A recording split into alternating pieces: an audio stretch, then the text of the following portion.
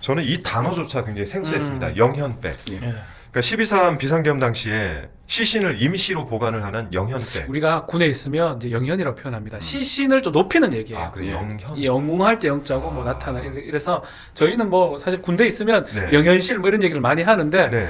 영현백 어제 보도가 됐었어요. 네. 와 너무 놀랐습니다. 아, 그 자체가 너무 시신 가방이라는 거예요. 그러니까 이거를 평소에 육군이 한 1000여 개 정도 평상시에 그 유지를 하고 있는데 예. 지난해 11월부터는 한 달여 만에 4,940개로 한 3배 가까이, 그러니까 정확하게 12월에 3,116개가 조달이 됐다. 이제 이런 보도가 나왔습니다. 이게 시기도 그렇고요. 뭐 육군 기준으로 한 100여 명 네. 뭐 자살도 있고 변사도 있고 여러 사고사가 네. 있기 때문에 영현 가방이 뭐 필요하겠죠. 근데 대량 사상자가 발생하지 않는 이상은 한 1000개 정도를 두고 네. 있는 것 같은데 갑자기 저때 3000 몇 개가 더 주문했던 거 이 등등의 지금 보도가 지금 됐습니다. 야, 이게 이제 그 우리 당내 활동을 통해 가지고 추미애 의원실에서도 자료를 좀 냈던 것 같고 추미애 의원 페이스북에도 관련된 내용을 직접 올린 글들도 봤습니다. 그러니까 내란 나오죠? 세력은 네. 꼼꼼하게 준비했고 영현백 2024년 12월 3000개 더 비축했고 그래서 끔찍한 살기가 보인다. 몽상이 아니다. 네. 내란 세력. 이 영현백이 그 흔히 뭐랄까 영화에서 보면 네, 그렇죠. 시신 영화에서 가방이 이렇게 이렇게 그냥 지퍼 여기서 이렇게 지퍼 이렇게 쫙 올리는 쫙하고 거. 그냥 시신 가방. 들고 그냥 예. 어. 가는 거. 가는 거죠. 이동 바로. 홍지한 의원님은 잘 보시. 아니 보긴 봤죠. 군에 예. 계셨으니까. 본 적이 그게 있으세요? 영화에 저도 나오는 몇 거랑 번 똑같아요. 봤어요. 그래요? 예, 예. 뭐 월남전에서 미군들 사망하면 네. 그 영혼벽에 찍 자크 닫아갖고 그냥 어. 헬기에 싣고 저거는 하는 어느 때 그 전시죠. 전시에 가지고 전시. 나가는 거죠. 평소에는 그냥 창고 같은 데 보고 아, 가는 그렇죠. 겁니까? 예, 전시 비축 물자입니다. 비축 영혼벽도 물자죠. 비축 물자긴 한데 네. 이게 그리고 이게 뭐 육군본부 차원, 뭐 국방부 차원에서 하면은 문제가 안 되는데 네. 하필이면 2군단이야. 하필 2군단이에요. 그것도 눈여겨봐야 아니 돼요. 이 군단이 가지고 있었던 의미가 뭡니까? 2군단이 이제 8월 22일 날 포착된 게 2군단이 춘천에 있고 2군단에 춘천에 있어요. 그 이제 드러난 게 뭐냐면 서울에 종이 관 제조업체한테 문의했던 거예요. 네네. 종이관은 뭐냐면 종이로 만든 그 관. 관이죠. 관. 그 그 관을 좀 똑같이 할 수 있느냐 이렇게 물어보니까 네. 그거는 사실은 좀 금액이나 이런 것들을 따져보고서 구매한 정황이 있었는데 그 관은 못했고 결국은 네네. 나중에 보니까 영현백을 3,000개 더했던 것들이 지금 이것도 역시 이 드러났거든요. 군단에서 문의를 했던 예, 거예요. 예. 그래서 이군단 문제가 좀 되는 거 아니겠습니까? 이게 사실은 영현백 같은 경우는 이게 군단 단위로 이루어지는 게 아니고요. 네. 뭐 육군이나 육군 뭐 군수사나 네. 이런 식으로 해서 각 군단에 네. 그리고 뭐 작전사에 이렇게 배정을 하는 거죠. 요청이 오면. 근데 특정 이 군단에서 군단에 이렇게. 특정 군단에서 이걸 했고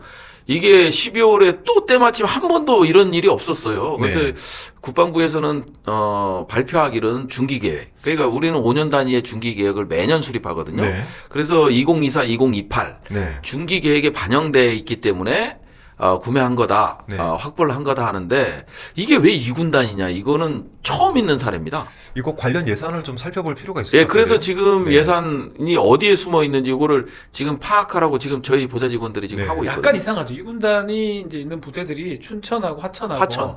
그 앞에 부대들이에요. 옆에 네. 3군단도 있어요. 네. 지금 5군단. 그 오음니 하필이면 그 2군단 오음니예요. 예, 정상원 정치인들 수첩 속의 오음. 오음니. 예, 거기가 오음니가 유명한 데잖아요. 702 특공연대. 예, 유명한 이유가 베트남전 네. 참전할 때 여기서 훈련을 시켰었거든요. 아, 그래요. 그러다 보니까 이제 유명한 데고 그 훈련장도 있고 네. 이게 저 정치인들이나 법조인들 수거하기는 딱 좋은 데죠. 아, 이거 무섭습니다. 이게 네. 물론 지금 저희가 그 12.3 계엄에 집중하고 있는 건 맞는데 네. 이건 조금 다른 각도에서도 좀 봐볼 필요가 있습니다. 지금 예, 예.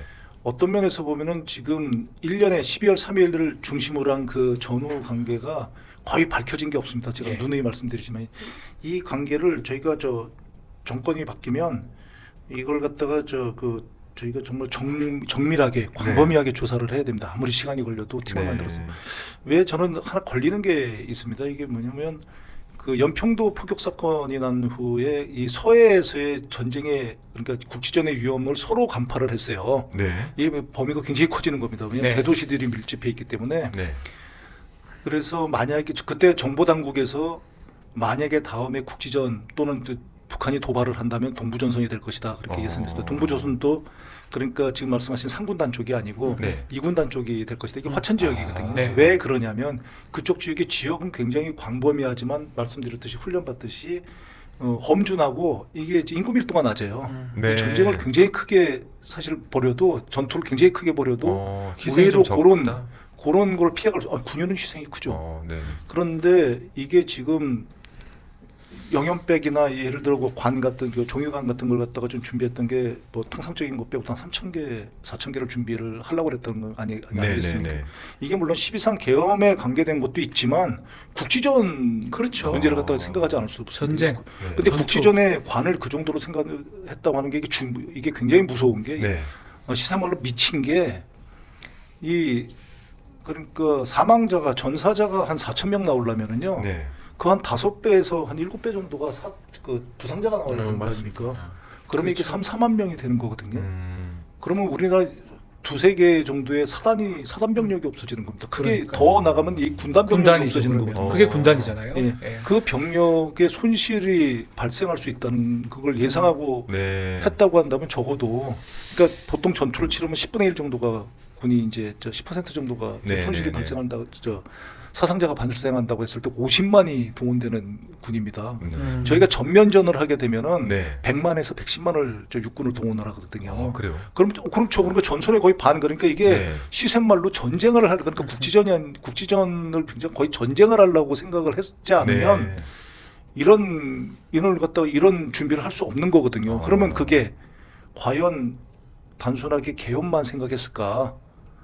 저는 그렇지 않다고 그 봅니다. 이상이다. 그 이상 돼 있다. 그러니까 이게 네. 이 전쟁을 빌미로 해서 계엄이 되죠, 사연이. 네. 그러면 상당히 이 전쟁 몰이를 해가지고 자기네들의 그런 의도를 갖다 관철한다면 이게 영구집권 가능한 거예요. 그러니까 시나리오 이 노상원의 있었거든요. 수첩에도 사실 네. 그러한 내용들이 네. 좀 나오고 어젠가요? 그젠가 밝혀진 것 중에 AH-64 그러니까 아파치 헬기 아파치 헬기 전방적으로 보내서 네. 그것도 기술을 적이 볼 수 있는 높이까지 올라가게 이런 지시를 내렸다라는. 계속 북한이 대응하도록 유도를 한 거거든요. 네. 반응하도록. 이 아파치 헬기 비행 같은 경우도 눈여겨봐야 될 부분이요. 네.